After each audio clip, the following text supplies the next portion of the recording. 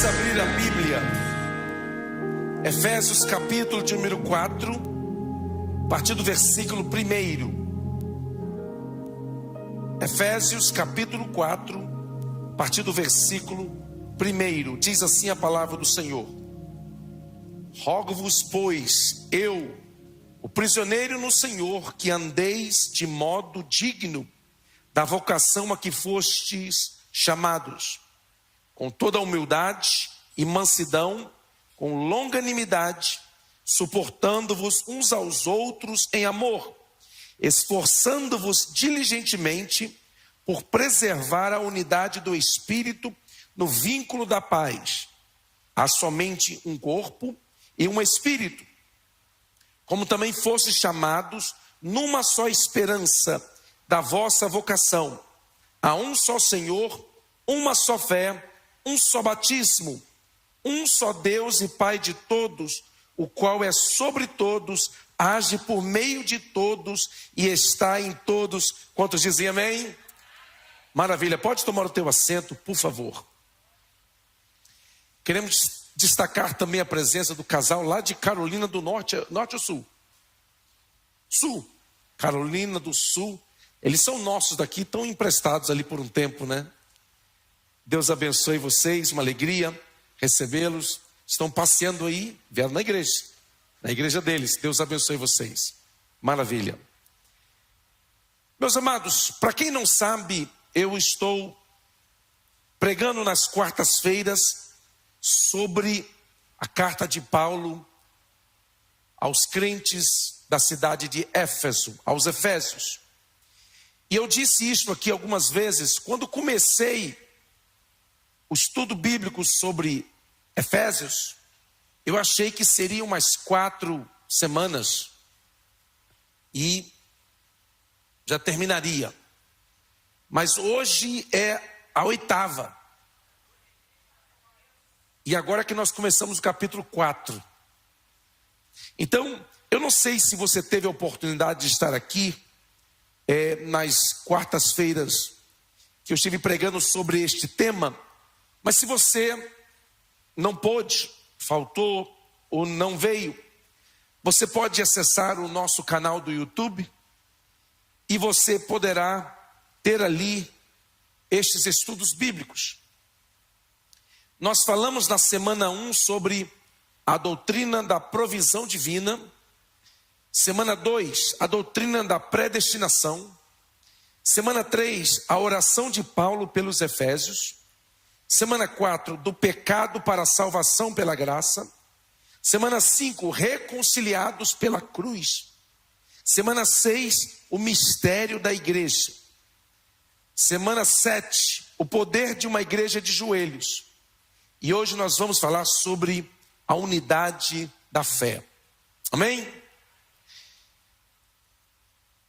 Só para passar para todos um pouquinho do pano de fundo, do background da cidade de Éfeso. Como disse, agora no mês de março, eu tive o privilégio de visitar as 7 igrejas da Ásia e visitei as ruínas da cidade de Éfeso e fiquei maravilhado. E foi algo tão assim maravilhoso que eu ganhei a passagem para voltar lá em novembro. Ganhei uma agência de turismo subsidiada pelo governo da Turquia. Estão promovendo turismo para lá, estão dando, todo o pacote. O pastor paga só a passagem aérea. Então foi $1.000, 1.000 meu, 1.000 da minha esposa, $2.000. Vou ficar ali 8 dias em hotéis maravilhosos. E a Turquia é um país muito lindo, muito bonito, muito bem organizado, como aqui na Flórida, todas as estradas bem, não tem buracos, não tem coisas quebradas, bem, país de primeiro mundo. Então, estarei voltando, mas desta feita nós ficaremos ali na cidade de Éfeso por umas 3 horas. Da última vez ficamos só 1 hora mais ou menos, mas desta feita nós vamos ficar ali umas 3 horas. Então, fica tranquilo que eu não vou voltar a ensinar sobre Efésios não, senão vai demorar mais ainda a próxima vez. Tá bom? A população de Éfeso, na época do apóstolo Paulo, contando os soldados, a população em geral e os escravos, dava aproximadamente 750 mil pessoas. Então nós não estamos falando aqui de um vilarejo, estamos falando aqui de uma cidade enorme. Tinha o local da cidade principal, mas o povo vivia ao redor dessa cidade. Uma cidade estratégica, rota do comércio. Ali em Éfeso tinha uma arena, onde eles promoviam shows de música, dramaturgia, espetáculos, entretenimento em geral, que sentava 25 mil pessoas. Uma arena cavada, né? Meia lua. Fantástico. As ruínas estão lá. A arena, você pode ir lá e sentar nas arquibancadas daquele local. Ali também havia o templo da deusa Diana, uma das maravilhas do mundo antigo. Das ruínas de cidades antigas que eu já visitei, essa foi uma das mais conservadas, mais preservadas. E ali em Éfeso estava a igreja que posteriormente receberia a primeira carta do Apocalipse. Paulo funda esta igreja na sua segunda viagem missionária, no ano 52 da nossa era. E Paulo está nessa carta, principalmente nos versículos que nós acabamos de ler, Paulo está discipulando os novos crentes. Paulo está ensinando, ministrando ensinos profundos a esta igreja, que já era uma igreja relevante na Ásia. Uma igreja muito bem estruturada, de muitos irmãos que haviam se agregado, judeus, gentios, haviam se convertido. A Bíblia diz que houve um impacto tão grande naquela cidade, que muitas pessoas se converteram. Muitas pessoas pobres e ricas daquela cidade se converteram, e a igreja precisava de ensino, a igreja precisava de instrução. E aqui Paulo passa para os crentes de Éfeso uma postura tridimensional de um discípulo do Senhor. Paulo aqui está falando de cidadania, do dever do cristão de fazer a diferença onde ele estiver. Não apenas na igreja, mas fora. Então Paulo traz uma postura em três áreas. Primeiro, social, diga social, relacional e espiritual. Social, olha o que Paulo diz, versículo 1: andeis de modo digno da vocação a que fostes chamados.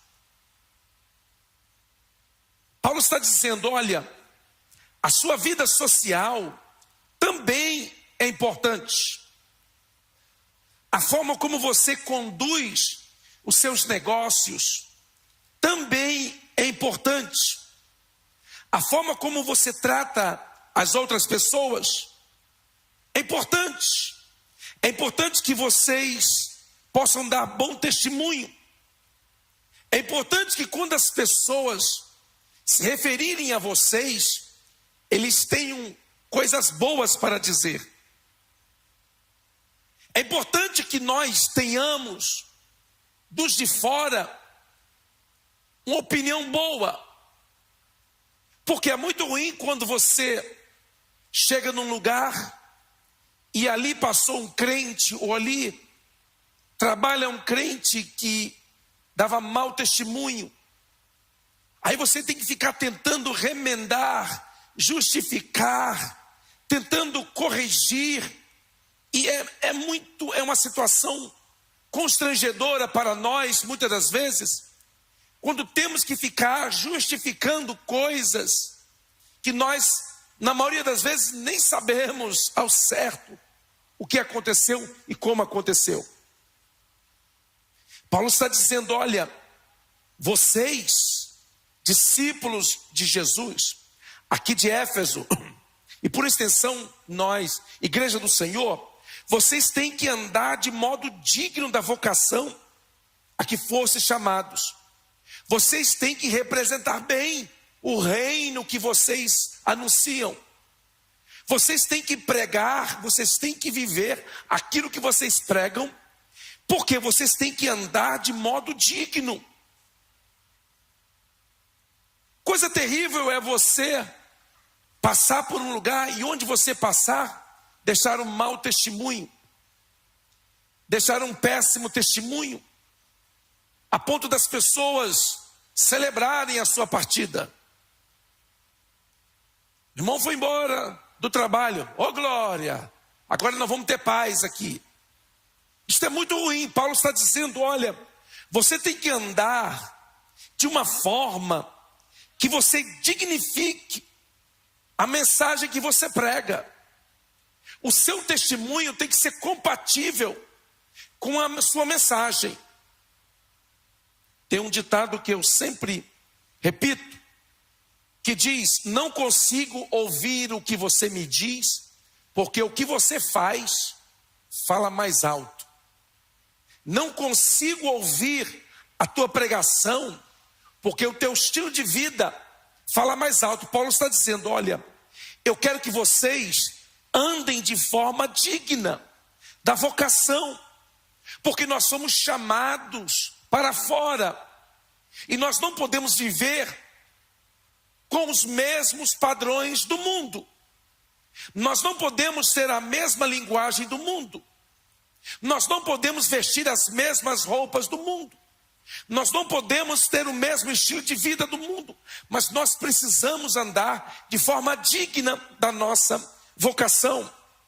Jesus nos chamou para sermos sal e sermos luz. E nos nossos dias se ouve muito uma mensagem sobre ter, se prega muito sobre conquistas pessoais, sobre você alcançar, sobre você galgar degraus na sociedade e alcançar, através de patrimônios e de conquistas pessoais, uma posição de respeito, quando na verdade Jesus nos chamou para sermos. Não há problema nenhum em você ter patrimônio. Quantos aqui gostam de ter patrimônio? Ou pelo menos gostariam? Coisa boa, quando nós podemos ter bens, ter posses. Isso é bom, isso é maravilhoso. Não há nenhum erro nisso. O problema é quando nós fazemos dos bens que nós temos o nosso Senhor. E deixamos que aquilo que Deus nos deu controle o nosso coração. E consequentemente vai afetar aquilo que nós falamos. Paulo está dizendo, olha, eu quero que vocês andem de modo digno da vocação a que fossem chamados. Eu pergunto, lá no seu trabalho, lá no seu condomínio, lá na sua reunião de família, o que as pessoas dizem a seu respeito? O que as pessoas falam quando você chega? O que as pessoas falam quando você sai? Ah, pastor, quando eu saio eu não sei. Mas você não ouviu nada, alguém falando nada, comentando nada? Paulo está dizendo, vocês têm que andar de uma forma digna da vocação com que for chamado. O segundo aspecto é a vida relacional. Olha o que diz o versículo 2. Com toda humildade, mansidão, com longanimidade, suportando-vos uns aos outros em amor. Paulo aqui está falando para os crentes de Éfeso que vocês precisam resolver a vida de vocês, que vocês precisam se confrontar com o espelho da palavra, olhar para vocês, e consertar e corrigir a sua vida. Vocês precisam viver com toda a humildade. Eu fui ler o significado da palavra no original grego usada aqui. A palavra humildade aqui significa sentimento de profunda insignificância. Paulo está dizendo, com toda humildade, você está sempre consciente de que você não é nada. E essa mensagem bíblica, ela vai de encontro ao que é pregado e ao que é cantado em muitos lugares. Hoje se canta muito sobre triunfalismo religioso. Hoje se canta muito sobre ativismo religioso. Hoje se canta muito sobre conquistas pessoais, vitórias pessoais. E às vezes até de vingança. Quem me viu passar na prova e não me ajudou, você vai se lascar, porque Deus vai me honrar e vai quebrar a sua cara. Se prega um evangelho de triunfalismo pessoal, apontando você, dizendo você é a cereja do bolo de Deus. Deus não viveria sem você, de tão importante que você é. Você é algo fantástico, maravilhoso. E você é mais puro que o ouro de Ofir. Meu irmão, conta outra. Você não é. Diga assim para quem está do seu lado: você não é mais puro do que o ouro de Ofir. Eu sei que essa mensagem, ela vai de encontro ao que é cantado, o que é pregado em muitos lugares. Por quê? Porque são mensagens para fazer as pessoas se sentirem bem, se sentirem motivadas, se sentirem animadas a sair daqui para conquistar os seus sonhos, para conquistar os seus desejos, os seus alvos e objetivos. Está se pregando um evangelho coach, um evangelho de motivação pessoal. Não que o evangelho não tenha motivação, mas o evangelho, ele nos confronta. Ele nos puxa o colarinho e nos chama a atenção dizendo: ei, eu quero que vocês vivam com toda a humildade. Eu quero que vocês vivam com a sensação, com o sentimento da sua total insignificância. Está vendo que não dá glória a Deus, não vai vibração muito? Porque vai de contra que está sendo pregado pelos pregadores motivacionais da nossa geração. E aí essas mensagens, eles pegam e fazem esses cortes e colocam na internet e dá milhões de views e ficam os crentes repostando. Agora uma mensagem que diz: olha, você tem que viver com toda a humildade. Você tem que viver com um sentimento de profunda insignificância. Não dá um like. Como eu não vivo em função de like, eu prego. Maravilha. Humildade e mansidão. Olha o que significa mansidão. Mansidão, no original, significa gentileza, doçura no tratamento ao próximo. Doçura.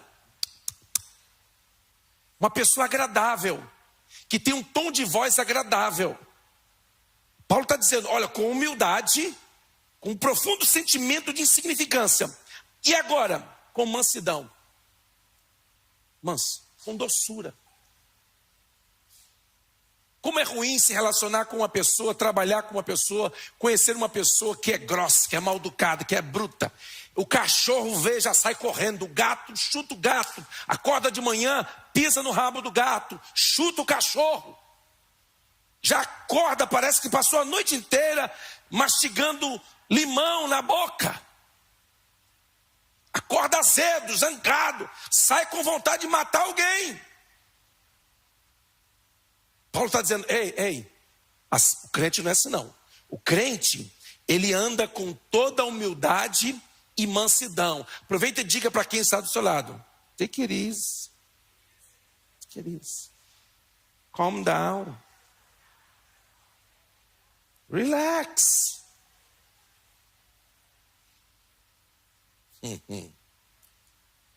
E ele diz, olha, com toda humildade, mansidão e longanimidade. O negócio está engrossando o caldo. Olha o que significa longanimidade aqui. Longanimidade significa lentidão em punir pecados. Você viu que o negócio vai apertando a gente? Então é humildade, mansidão e lentidão em punir pecados. Tem gente que é rápido para punir o erro de alguém. É rápido. Você errou, puf. Você cometeu uma falha, se cai matando rapidamente para punir. Mas Paulo disse, não. Esse é o ímpio. O ímpio é assim. O crente não. O crente é com toda a humildade, com mansidão e com longanimidade. Ele é longânimo.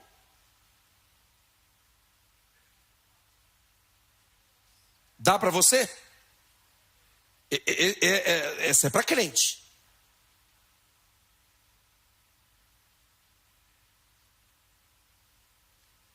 Paulo diz, suportando-vos uns aos outros em amor. Isso tudo num versículo só. Suportando, ou seja, sendo suporte, sendo apoio de alguém. Alguém que sustenta outro que está fraco. Suportando uns aos outros em amor. Meu Deus do céu, vamos sair desse versículo urgente. Diga assim, pastor, sai desse versículo agora.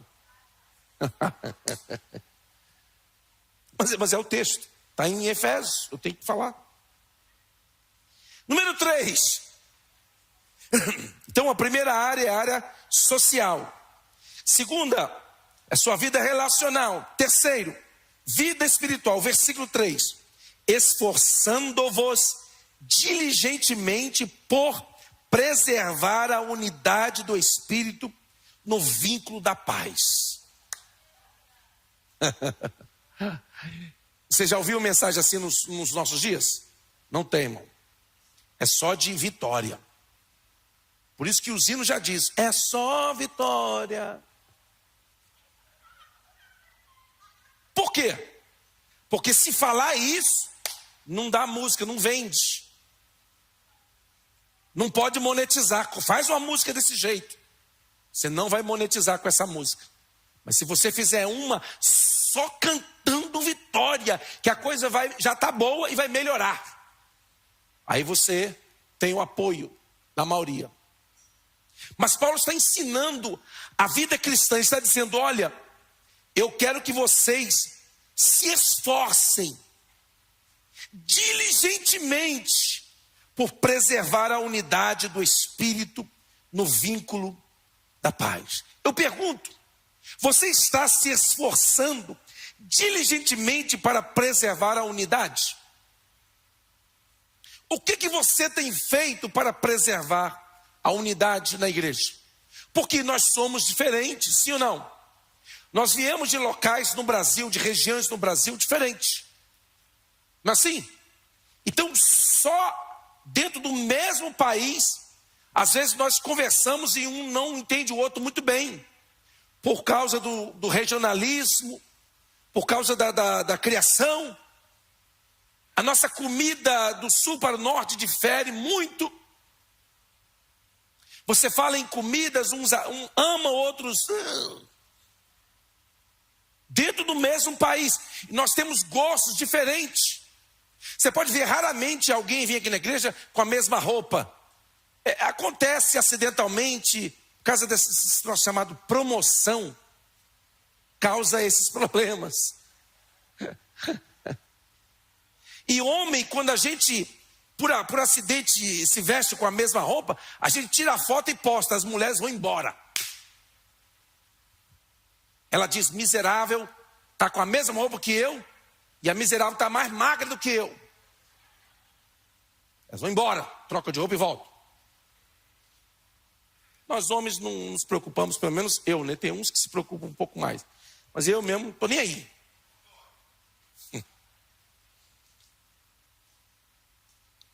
Paulo está dizendo, vocês têm gosto diferente, mas não foquem, não fiquem olhando para aquilo que separa pelos gostos diferentes. Eu quero que vocês se esforcem para vocês serem unidos, serem um em Cristo. Ao invés de ficarmos destacando aquilo que nós temos de diferente, vamos focar naquilo que nos une.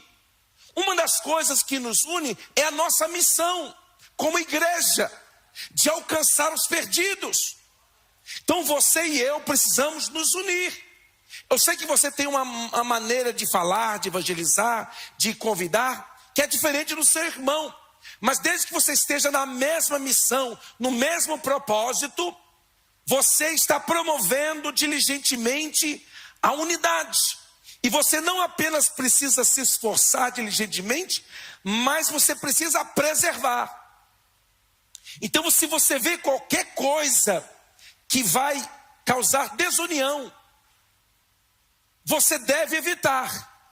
Por exemplo, você não deve ficar criticando o seu irmão, a sua irmã, por vestir roupa tal, roupa desse jeito, daquele jeito. Por quê? Porque não é o seu gosto, ninguém tem que ter o seu gosto. Eu sei que tem alguns irmãos, se deixarem, vêm de pijama para a igreja, com aquelas pantufas.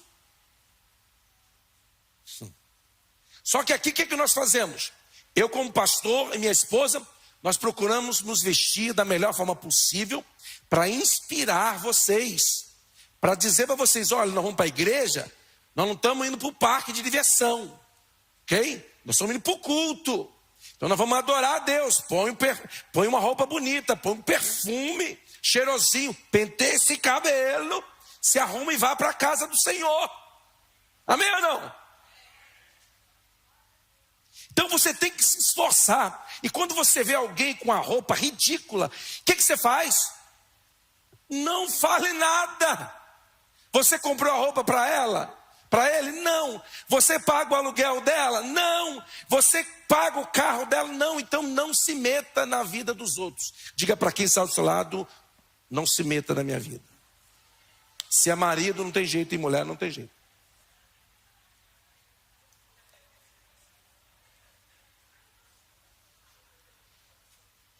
Se esforce para promover, para preservar a unidade.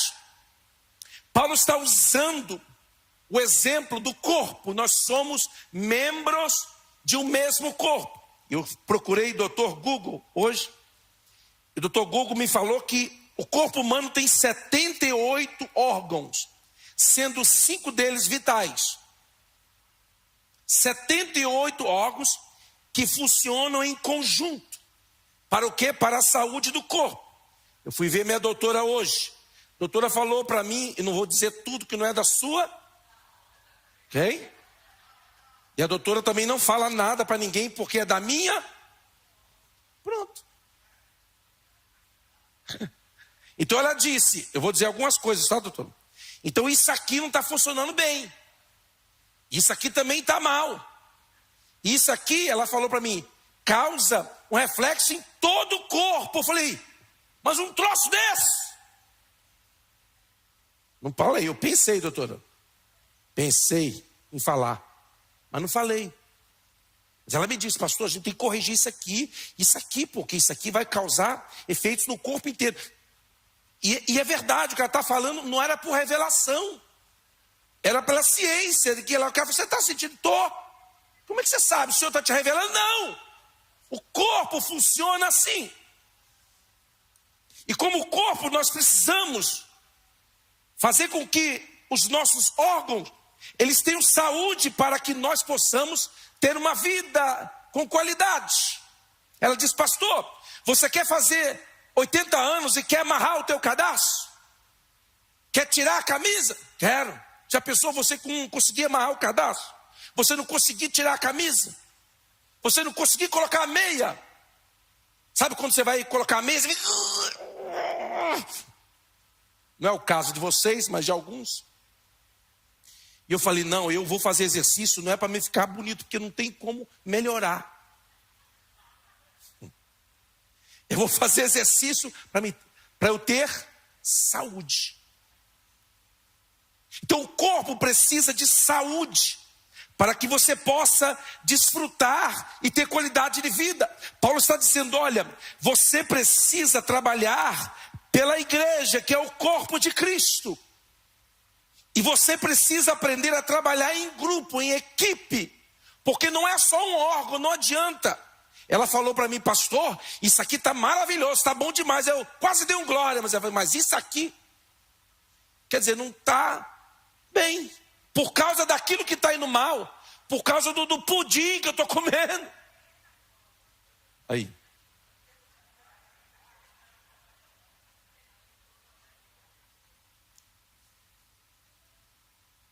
Paulo está dizendo, esforçando-vos diligentemente por preservar a unidade do Espírito no vínculo da paz. Tudo que você vê na igreja que vai separar, que vai criar problema, você tem que estar fora. Tudo que vai promover a unidade, você tem que estar dentro. Tudo aquilo que vai separar, não, o irmão ali é feio. É verdade. O cara é feio, mas não precisa falar. Então você não precisa dizer, pastor, eu tenho que falar a verdade, porque eu sofro de sincericídio. Eu falo tudo o que penso. Você vai morrer sem amigos. Uma das piores coisas que existe é você não ter amigos. É você comprar um carro e não ter ninguém para dar uma volta com você. É você comprar uma casa e não ter amigos para vir celebrar a sua conquista, fazer um almoço, um churrasco, e você tem que ficar implorando as pessoas para ir te ver. Porque as pessoas não querem, porque você é chato. Então Paulo está dizendo, olha, eu quero que você se esforce diligentemente por preservar a unidade do Espírito no vínculo da paz. Paulo está dizendo, como? Com toda humildade, mansidão, com longanimidade, suportando-vos aos outros em amor. Meu irmão, quem não gosta de estar do lado de uma pessoa agradável? Quem não gosta de se relacionar com uma pessoa dócil? Quem não gosta de conversar com uma pessoa agradável? Outro dia alguém falou assim, eu gosto de conversar com o pastor, que ele tem uma energia boa. Eu falei assim, nem trabalha para FPL. É a forma dele, não é crente? O pastor tem uma energia boa, o pastor é positivo, o pastor é alegre. Isso mesmo. Aqui nos Estados Unidos o povo não gosta muito de conversar não, mas no Brasil todo mundo conversa com todo mundo. Você vai numa viagem de Uber, você sai de lá, você sabe tudo da vida dele e ele sabe da minha. Não é assim? Você vai no mercado, ele já sabe que você não é de lá. Por quê? Eu não sei como eles têm uma revelação. Eles veem a gente andando, né? A gente deve ter um jeito diferente de andar. Você não é daqui, né? Eu falei, ué, como é que você sabe? Estou com a calça que eu comprei aqui, o tênis que eu comprei aqui, a camisa. Como é que você sabe que eu não sou daqui? Não, o seu jeito é diferente. E a gente conversa. Como é bom ser agradável. Conversar, ser doce. Isso que o apóstolo está falando, na igreja, você tem que ser assim. E o problema é que nós temos uma tendência a tratar mal quem a gente ama e tratar bem os outros que a gente não conhece.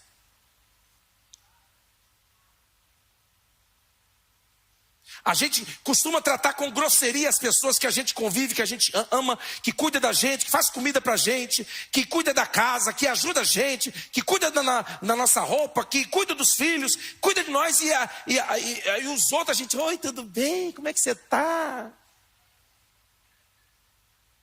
Chega em casa, mas Paulo está dizendo, não, vocês vão tratar com diligência, esforçar para diligentemente preservar a unidade do Espírito. Tudo que for possível para você fazer, faça. A minha esposa, por exemplo, ela não tem senso de direção. Ela vai daqui para casa, ela vai com o GPS ligado. Ela mora lá desde 2017. E aí me dá vontade de falar alguma coisa. Eu falei, querido, você está indo para casa? GPS ligado? Eu falei, meu amor, eu não falo nada. Por quê? Porque eu sou inteligente. Porque eu li a Bíblia. E eu estou fugindo da aparência do mal. Vou junto.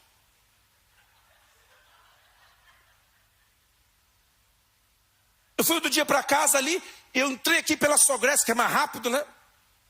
Aí ela foi para cá, eu falei, querido, por que você... liguei para ela, por que você foi para aí? Meu GPS mandou para cá.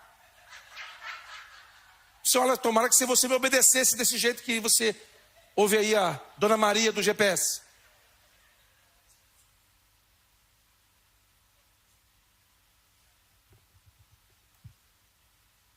Preserve a unidade.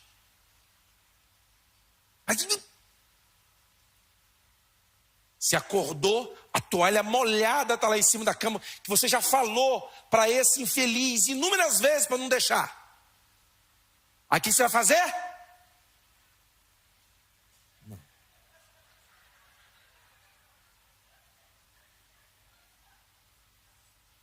Por isso que dá errado.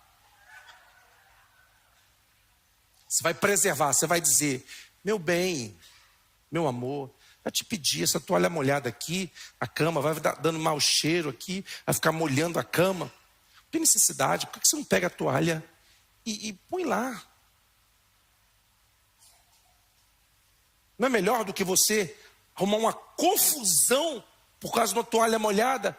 Já é 260 vezes que você falou? Fala 261.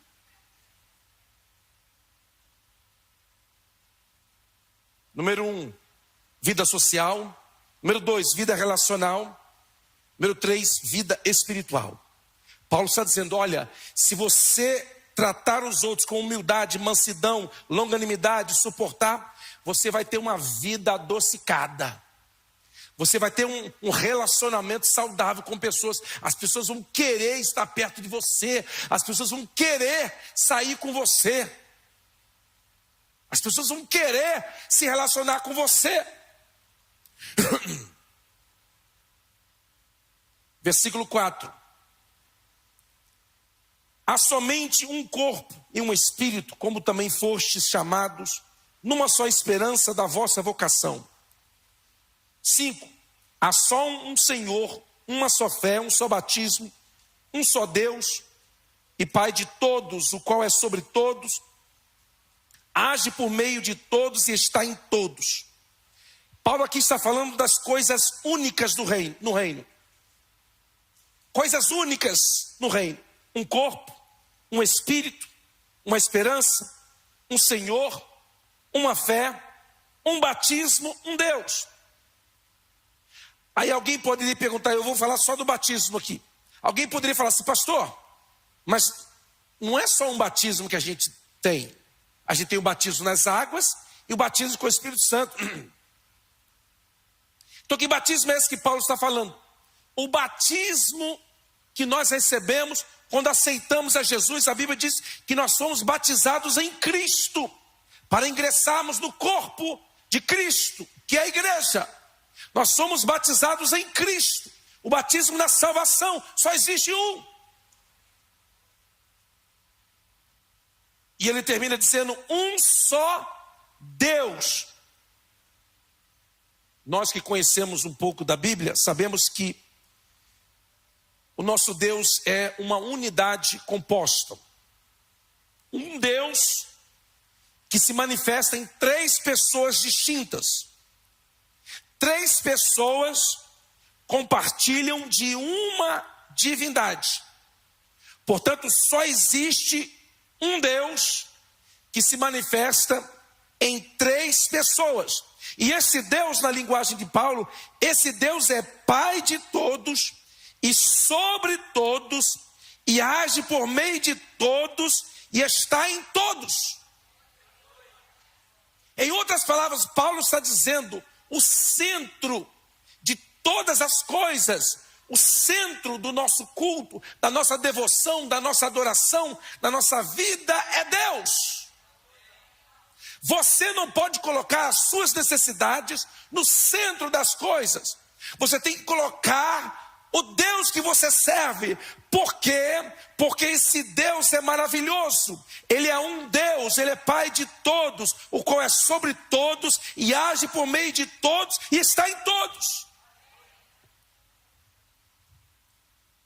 No Antigo Testamento, a presença de Deus, quando vinha, ela vinha de forma esporádica. Ela vinha sobre uma pessoa para cumprir um propósito, para cumprir um objetivo, e aquela presença era retirada. No Velho Testamento, os personagens bíblicos que desfrutaram da presença do Senhor, eles tinham esta presença de forma temporal ou temporária. Não era permanente. No Antigo Testamento, a presença de Deus representada pela arca, e esta arca ficava no lugar santíssimo. E um homem, o sumo sacerdote, descendente genético de Arão, entrava no Santo dos Santos uma vez por ano para falar com Deus, cara a cara, de frente. Deus diz: olha, está muito distante da minha criação. Esta é uma manifestação temporária. Esta é uma sombra daquilo que eu vou fazer. Quando a nova aliança inaugurada com a morte de Cristo e ressurreição de Cristo, Deus disse: a partir de agora, eu não vou estar no lugar santíssimo, em cima da tampa de uma arca. Na nova aliança, eu vou mudar isto. Como, Deus? Eu vou passar a habitar em todos os meus filhos. No Velho Testamento você tinha que ir até a arca para falar diretamente com Deus. Na nova aliança, você é a arca.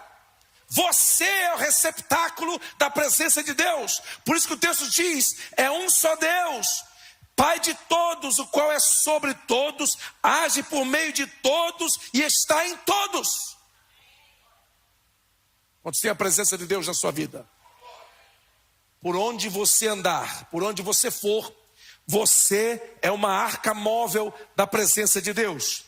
Deus está em você.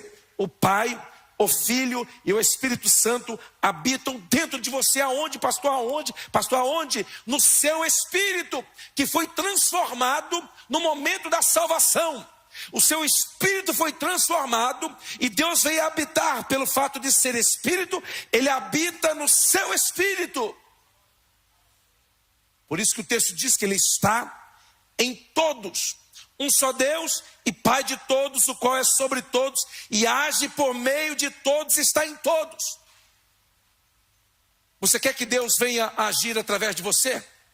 Você vai ter que comunicar o poder de Deus através do fruto do Espírito. Por isso que o apóstolo diz: olha, com toda a humildade, mansidão e longanimidade, suportando-vos uns aos outros em amor. Quando você permite, quando você pratica essas ações, você não apenas está praticando, exercitando, produzindo o fruto do Espírito, mas você está permitindo a natureza de Deus passar através do seu corpo e alcançar alguém. É por isso que um dos maiores sentimentos que o ser humano pode ter é quando ele faz o bem a outra pessoa. É por isso que esse sentimento é tão satisfatório que não apenas os crentes praticam bem para as outras pessoas, mas até mesmo as pessoas que não conhecem a Deus, principalmente os ricos, eles sentem-se no dever de ajudar alguém, de fazer alguma caridade, alguma obra e ajudar as pessoas. Por quê? Porque esse é um sentimento que dá prazer, que faz bem. Por quê? Porque quando você estende a mão para alguém, quando você ajuda alguém, você não tem bondade em você mesmo.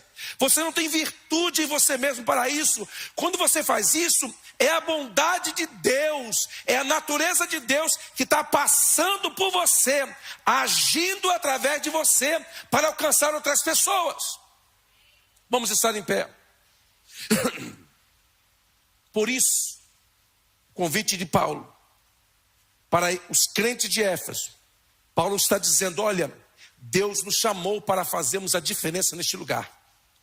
E nós vamos fazer a diferença aqui nessa cidade, não é com grito, não é nos impondo. Eu sei que a igreja precisa cumprir o seu papel de cidadão, eu entendo isso. Eu sei que nós precisamos sim cumprir nosso papel, votar, nós podemos até protestar, fazer protesto, isso não vejo nada de errado, desde que seja feito respeitando as leis. Mas o problema dos nossos dias é que a igreja se esqueceu de que ela tem algo muito maior do que força política, do que poder político. Ela tem joelhos para orar, para falar com Deus. Em muitos lugares a igreja está recorrendo aos poderes políticos para conseguir favores, para conseguir concessões, para conseguir dinheiro para construir igreja, para conseguir dinheiro para comprar aquilo outro, e acabam se comprometendo com esses políticos, que na maioria deles são corruptos. Paulo está dizendo, nós não fomos chamados para fazer política, apesar de que a política faz parte. Nós pastores, líderes, eu não tenho nada contra crente se envolver com política. Eu não tenho nada contra e apoio. Eu tenho contra pastor de igreja se envolver com política. É a minha opinião particular. Eu acho que o pastor de ovelhas, ele tem a maior posição que alguém pode ocupar na terra.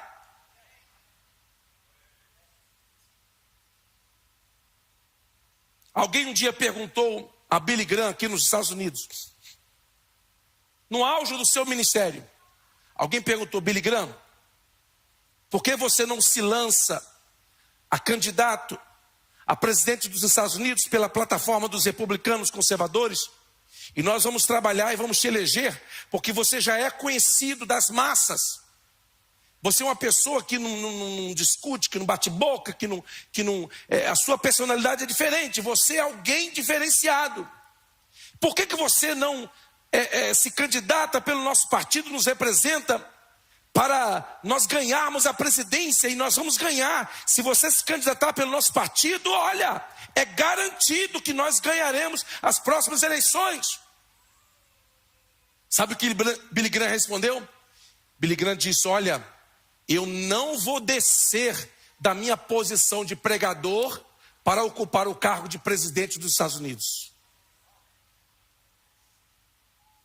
Eu não preciso me candidatar a nada. Por quê? Porque eu já fui eleito filho de Deus. É consciência de quem ele era. E Paulo está dizendo: olha, crentes, eu preciso que vocês tenham essa consciência, que onde vocês forem, as pessoas estão observando vocês. O que vocês fazem, as pessoas estão observando vocês. Então vocês têm que andar de forma digna, de uma forma que onde vocês estiverem, vocês dão um bom testemunho. As pessoas, quando você vai embora, as pessoas: esse cara é gente boa, cara, esse cara tem algo bom, esse cara tem energia boa, esse cara, pô, você viu como é que o cara tem um linguajar, uma comunicação positiva. Esse cara, você vê até do jeito dele falar do presidente do Brasil, ele fala até com respeito de alguém que não merece respeito, mas você fala com respeito. Por quê? Porque ele é crente. Mas é por que ele fala desse jeito? Porque ele é crente, ele quer dar testemunho. Porque a Bíblia manda que nós devamos orar pelas autoridades. A Bíblia manda que nós devamos nos submeter às autoridades. Ai, ninguém deu aleluia. Porque eu não estou pregando ideologia política. Estou pregando princípios bíblicos. Sim. Eu entendo. Mas Deus nos chamou para fazermos a diferença. Onde você estiver, onde você for plantado, que você possa fazer essa diferença. Que você possa transbordar em humildade, em longanimidade. Quando alguém vier e pisar no seu calo, sabe o que você faz? Ao invés de dar um coice, o que você faz? Você fala: desculpa. Desculpa por quê? Você pisou no meu pé. Sujou teu pé, deixa eu limpar teu pé. É isso que a Bíblia está dizendo. Você venceu o mal com o bem e não devolver o mal que lhe fazem. Você falar bem de alguém que está falando mal de você. Eu encerro com mais uma história. Na Guerra Civil Americana, Abraham Lincoln era o presidente dos Estados Unidos. E tinha um general dele que todas as entrevistas que o general dava, falava mal dele. Todas as entrevistas que ele dava acerca da guerra que estava acontecendo, esse general falava mal de Abraham Lincoln, criticava, falava mal, criticava, falava mal. Todo mundo sabia que ele não gostava de Abraham Lincoln, todo mundo sabia que ele falava mal repetidas vezes. Aí um repórter um dia perguntou a Abraham Lincoln: você tem ouvido o que o general fulano de tal tem dito a seu respeito? Sim. O que você tem a dizer acerca dele? Ele disse: o general é um dos melhores generais do nosso exército. É um homem inteligente. É um guerreiro valente. A família dele eu conheço. A esposa dele, os filhos são pessoas maravilhosas. Ele é uma pessoa cheia de virtude. Aí alguém falou: pera. Você não está entendendo? Você não sabe o que ele está falando de você? Aí ele responde e diz: você me perguntou o que eu penso dele. É isso que eu penso dele. Se você devolver o mal que ele faz, você será apenas mais um na humanidade cheia de pessoas perversas. Mas se você retribuir o mal com o bem, você será um discípulo de Cristo. Você será contado como um servo, uma serva do Senhor. É fácil, pastor? Não é. Porque a vontade às vezes é de ministrar a mão. Mas você tem que saber que você é um representante. Você tem que andar de forma digna da sua vocação. Quando você sair do trabalho, do seu trabalho, se você vier a sair, as pessoas têm que dizer: não, aqui trabalhou um cara, aqui trabalhou uma irmã que era honesta, aqui trabalhou um cara que não chegava atrasado, que não ficava no telefone mocegando. Nenhum aleluia. Aqui trabalhou um cara que tinha hora para sair, que tinha hora para chegar, que respeitava, que não ficava se justificando o tempo inteiro, se explicando o tempo inteiro. Ah, furou meu step furou. E o pneu também? Ah, não, furou só o step.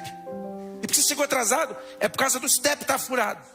Sabe, gente que é só se desculpando, justificando a vida inteira? Paulo diz: ei, vocês têm que andar de forma digna da sua vocação. Quando as pessoas olharem para você, vai dizer: olha, esse jovem aí, isso é crente, hein? Esse rapaz aí, essa moça é crente. Essa irmã aí, ó, tá na rua, você encontrou na rua aí, tá meio descabelada, tá parecendo o Valderrama da Colômbia. Mas é crente. Cabelo meio arrepiado, mas é crente. Abaixa sua cabeça. Senhor, nós te agradecemos pela tua palavra, que é remédio para os nossos ossos e saúde para a nossa vida espiritual. Que nós possamos, cada um de nós, possamos viver o evangelho verdadeiro e genuíno. Que possamos, Senhor, renunciar o cristianismo de fachada, de rótulo, de aparência. Que possamos viver o verdadeiro cristianismo aqui dentro da igreja e quando saímos dessas quatro paredes. Que nós possamos ser luz no meio de um mundo coberto de trevas. Que nós possamos testemunhar do evangelho e que nós possamos embasar a nossa pregação com o testemunho, com o nosso estilo de vida.